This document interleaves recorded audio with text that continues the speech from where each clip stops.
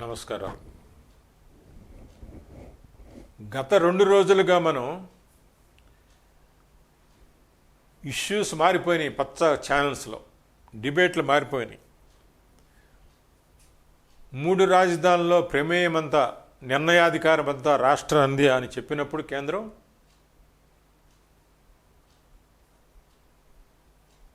ఈ పచ్చనాయకులందరూ కూడా కొత్త ఇష్యూని తీసుకొచ్చారు డిబేట్కి. వీళ్ళకి నిజాలను ప్రజలకు ఏం కావాలో అది మాట్లాడేది ఎప్పుడు లేదు. ఎంత పనికిరాందైనా సరే, ప్రజలకు సంబంధం లేనిదైనా సరే ఒక ఇష్యూ చేసి దాన్ని ఎగ్జాగరేట్ చేసి ఏదో జరిగిపోతుందని చెప్పటమే. That is of course yellow journalism. They are following 100% that yellow journalism. ఆ సిస్టమ్ని ఫాలో అవుతూ ఉన్నారు. అందుకనే వాళ్ళని పచ్చ ఛానల్స్ అన్నారు.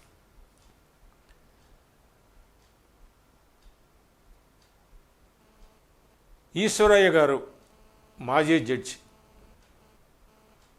ఆయన గురించి ఈ రోజున ఇష్టం వచ్చినట్టు మాట్లాడుతున్నారు.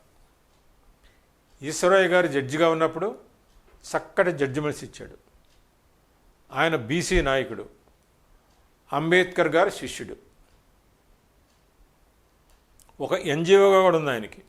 అంబేద్కర్ ఆశయాలకు అనుగుణంగా నేను ఎన్జిఓ నడుపుతున్నాను, ఎవరైతే బీసీ ఎస్సీ ఎస్టీలు ఉంటారో వాళ్ళకి ఫ్రీ సర్వీస్ చేస్తాము, న్యాయపరంగా కానీ సామాజిక పరంగా కానీ.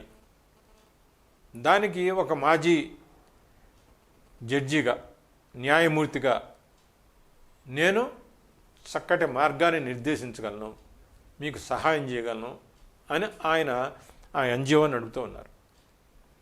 కాబట్టి అంతకుముందెప్పుడు ఆయన మీద తప్పు చేస్తున్నాడు అని చెప్పగలిగిన ధైర్యం అప్పటి ముఖ్యమంత్రి కూడా లేదు. ఎందుకంటే ఒకసారి ఆయన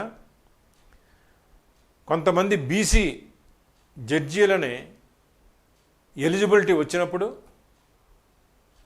అది కింద నుంచి ఆ సెలక్షన్ కమిటీలో బీసీ జడ్జీలు కావాలని కోరుకున్న వాళ్ళ పేర్లు ఉన్నప్పుడు దాన్ని తొక్కిపట్టి ఉంచారు చంద్రబాబు నాయుడు గారు. అప్పుడు వీళ్ళకి ఆలోచన ఉండదు కాబట్టి వీళ్ళు జడ్జీలుగా అనర్హులు అని రిటర్న్గా రాసి కామెంట్ రాసి పంపించాడు ఆయన సుప్రీంకోర్టుకి. దానికి అక్కడ వన్ ఆఫ్ ద జడ్జెస్, మన ఆంధ్రప్రదేశ్ నుంచి వెళ్ళిన సుప్రీంకోర్టులో జడ్జి గారు కూడా ఇదే పంతాన్ని అనుసరించి రాసినట్టు తర్వాత తేటతెల్లమైంది. కాబట్టి కొంతమంది వెస్టెడ్ ఇంట్రెస్ట్, ఓసీలు, ఉన్నత వర్గాలు అనుకునేబడేవాళ్ళు బీసీలను జడ్జీలు కాకుండా చూసినట్టుగా రిటర్న్గా వ్రాతపూర్వకంగా అఫీషియల్గా బయటపడింది. దానికి కారకులు జస్టిస్ ఈశ్వరయ్య గారు. దాంతో బీసీ సంఘాలన్నీ ఒకసారి కంగుదన్నాయి. అంతవరకు తెలుగుదేశం సపోర్ట్ చేసిన బీసీ సంఘాలకు అందరికీ పిచ్చి కోపం వచ్చింది. ఇంతటి మోసమా, ఇంతటి అన్యాయమా, చంద్రబాబు నాయుడు ఈ విధంగా లెటర్ రాస్తాడా, రాసి ఇది కాకుండా మిగిలిన తనతో అయితే ఎవరైతే ఉన్నారో వాళ్ళ చేత కూడా ఇవే పదాలను ఉపయోగిస్తూ వీళ్ళు అనర్హులను రాస్తాడా, మేము 50% ఎక్కువ ఉన్న మా బీసీలని జడ్జీలుగా పనికిరాడని అంటాడా అని కోపం వచ్చినాయి. మొన్నటి ఎన్నికల్లో 2019 ఎన్నికల్లో దాని ఎఫెక్ట్ మూలంగా బీసీలు చాలా వరకు జగన్మోహన్ రెడ్డికి ఓటేశారు, చంద్రబాబు నాయుడికి వ్యతిరేకంగా చేశారు ఓటు.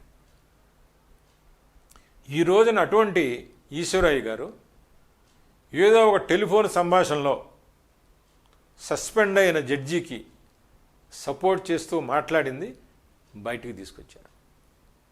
దాన్ని ఏదో ట్రూత్ ల్యాబొరేటరీస్ అని బెంగళూరు ల్యాబొరేటరీస్ పంపించి దాన్ని నిజ నిర్ధారణ చేసుకుని ఈయన వాయిసే అని అనుకుని డిబేట్ పెట్టారు. మనం గొప్పగా చెప్పుకోవాలి.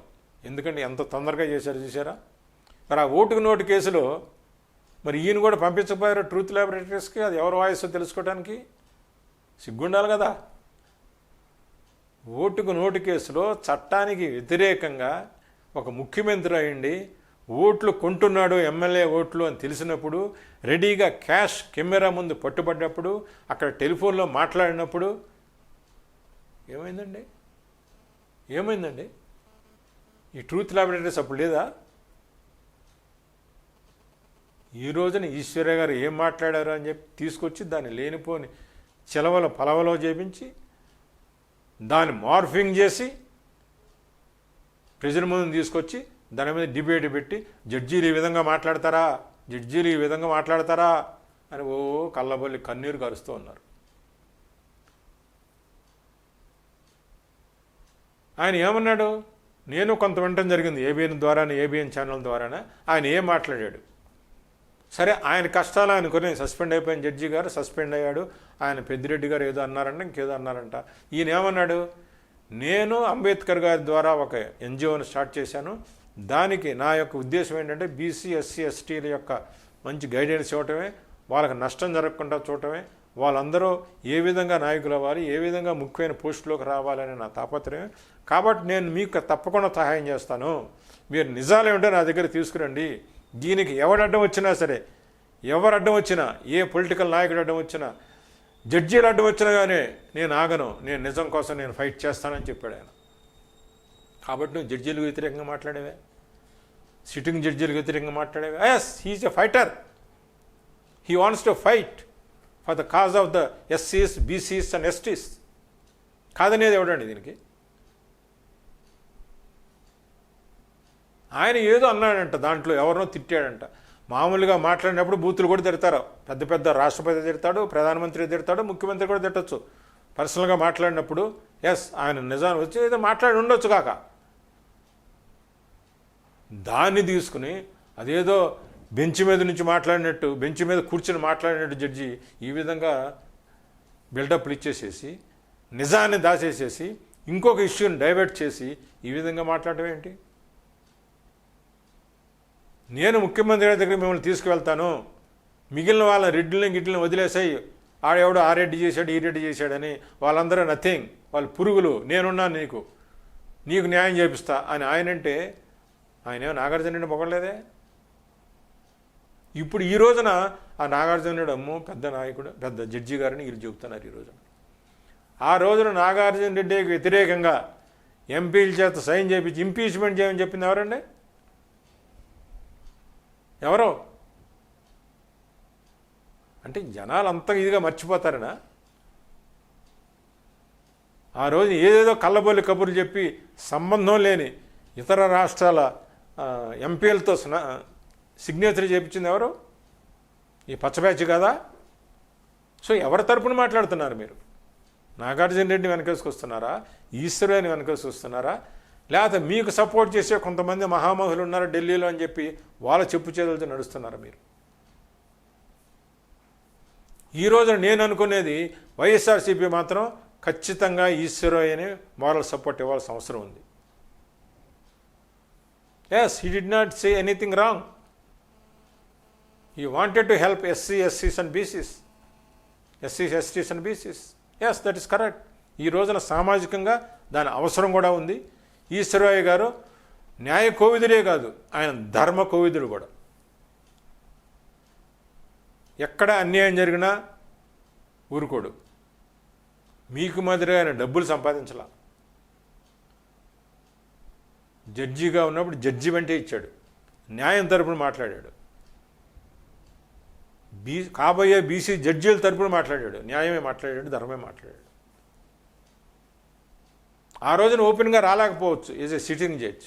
Yes, now he has got every right to talk anything against that system, even judicial system. He has got every right to say that. Judicial సిస్టంలో తప్పులుంటే ఒక ఎక్స్పీరియన్స్డ్ జడ్జిగా, రిటైర్డ్ జడ్జిగా ఆయన తప్పుల్ని ఎంచి చూపడంలో తప్పు ఏం లేదు. 100% కావాల్సిందే అది.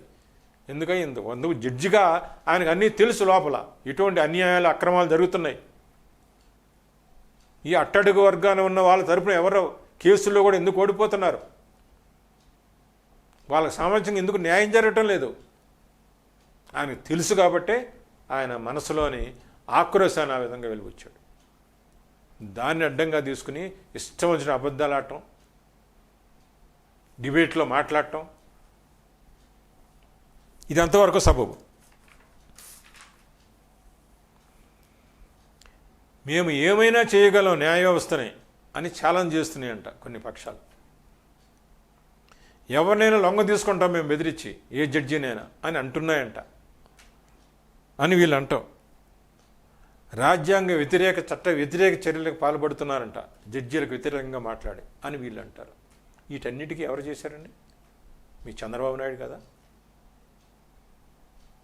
ఈ రోజున ఆంధ్రప్రదేశ్లో ఉన్న 5 కోట్ల మందికే తెలుసు ఈయన నిర్వాహకం, జ్యుడిషియరీ సిస్టమ్ని ఏ విధంగా మేనేజ్ చేయడానికి ప్రయత్నం చేశాడు. ఈయన మీద కేసులు ఉన్నా కానీ జడ్జీలు ఈయన ఆతిథ్యం స్వీకరించడానికి ఎందుకు వస్తున్నారు? ఆ పూట భోజనం దొరకదా వాళ్ళకి అక్కడ? కాబట్టి దీని వెనకమాల మతలబ్ ఏమిటి?